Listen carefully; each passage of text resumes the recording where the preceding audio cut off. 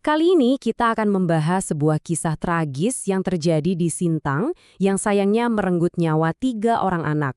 Peristiwa ini jadi pengingat yang begitu pahit tentang betapa berbahayanya arus di Sungai Kapuas dan bagaimana sebuah keceriaan bisa berubah jadi duka dalam sekejap.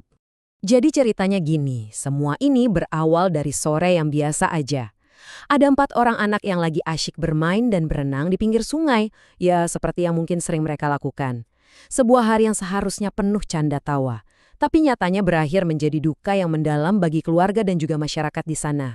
Nah, disinilah momen krusialnya terjadi. Menurut keterangan resmi dari Kepala Kantor SAR Pontianak, situasinya itu berubah begitu cepat. Arus sungai yang kelihatannya tenang, tiba-tiba jadi kuat dan langsung menyeret mereka ke tengah. Permainan sore itu pun sontak berubah jadi perjuangan untuk bertahan hidup. Ya inilah bagaimana sebuah kegiatan rutin yang mungkin dianggap aman ternyata bisa menjadi sebuah perjuangan hidup dan mati. Dari 4 anak itu, untungnya ada 1 yang bernama Kimberly, ia berhasil diselamatkan oleh warga sekitar. Tapi, 3 temannya yang lain hilang terbawa arus. Dan inilah yang kemudian memicu operasi pencarian dan penyelamatan besar-besaran. Gak pakai lama, pencarian pun langsung dimulai. Ini benar-benar jadi sebuah perlombaan melawan waktu. Semua pihak yang mendengar kabar ini langsung bergerak cepat, berharap bisa menemukan anak-anak yang hilang secepat mungkin. Dan respons yang diberikan itu nggak main-main, skalanya besar banget. Ini bukan cuma tugasnya satu lembaga, tapi tim SAR gabungan yang terdiri dari Basarnas, TNI, Polri, BPBD, dan yang nggak kalah penting, warga sekitar juga ikut turun tangan. Semuanya bersatu dengan satu tujuan yang sama. Tapi harus diakui, pencarian ini sama sekali bukan tugas yang mudah.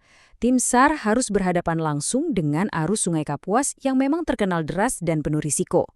Mereka pakai perahu karet untuk menyisir aliran sungai, memeriksa setiap titik yang dicurigai sebagai lokasi para korban. Oke, coba kita lihat lini masa dari peristiwa yang menegangkan ini. Semuanya dimulai pada Kamis sore saat insiden terjadi. Pencarian terus berlanjut tanpa henti, bahkan sampai malam. Memasuki hari Jumat, satu persatu korban akhirnya mulai ditemukan, dimulai dari dini hari. Saat malam berganti menjadi dini hari di hari Jumat itu, tim SAR gabungan akhirnya menemukan titik terang pertama. Meskipun ini adalah kabar yang sangat-sangat menyedihkan yang tidak diharapkan oleh siapapun. Korban pertama yang berhasil ditemukan adalah Angel, usianya 14 tahun. Dia ditemukan dalam kondisi sudah meninggal dunia. Setelah dievakuasi, jenazahnya pun langsung diserahkan kepada pihak keluarga yang tentunya sangat berduka. Tapi pencarian tentu belum berakhir di situ. Tim gabungan terus bekerja tanpa kenal lelah sepanjang hari Jumat karena masih ada 2 anak lagi yang nasibnya belum diketahui. Benar saja, pagi harinya sekitar jam 9:25, tim kembali menemukan korban kedua. Kali ini adalah Dira Dwi, seorang anak perempuan berusia 11 tahun yang juga ditemukan dalam keadaan meninggal dunia. Nah, ini yang bisa ngasih kita gambaran betapa kuatnya arus sungai itu. Dira ditemukan sekitar 204 meter ke arah hulu dari titik awal kejadian. Bisa kebayang kan seberapa jauh dan cepat arus sungai itu mampu menyeretnya? Akhirnya, pada Jumat sore, sekitar pukul 2:20, pencarian yang panjang ini mencapai kesimpulan terakhirnya. Tim menemukan anak terakhir yang hilang, yaitu Fanny, yang usianya baru 10 tahun. Lokasi penemuan Fanny juga sekali lagi menunjukkan kekuatan arus yang luar biasa. Dia ditemukan 147 meter ke arah hulu dari lokasi awal. Jenazahnya bersama dengan jenazah Dira langsung dievakuasi dan diserahkan kepada pihak keluarga. Iya, dengan ditemukannya semua korban, maka operasi SAR pun secara resmi dinyatakan selesai dan ditutup. Ini menjadi akhir yang tragis dari sebuah pencarian yang melelahkan selama hampir 2 hari penuh.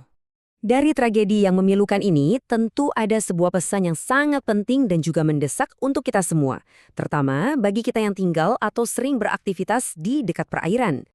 Jadi, pertanyaan besarnya adalah, apa sih yang bisa kita ambil dari kejadian ini?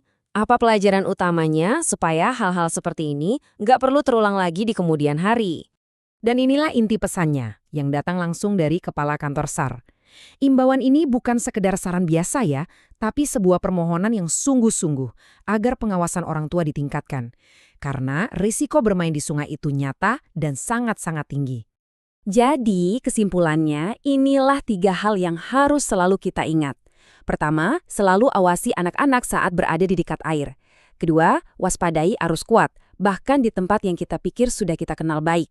Dan yang terakhir, mari kita sebagai sebuah komunitas saling menjaga. Karena kewaspadaan bersama adalah kunci untuk memastikan tragedi seperti ini tidak akan pernah terulang kembali.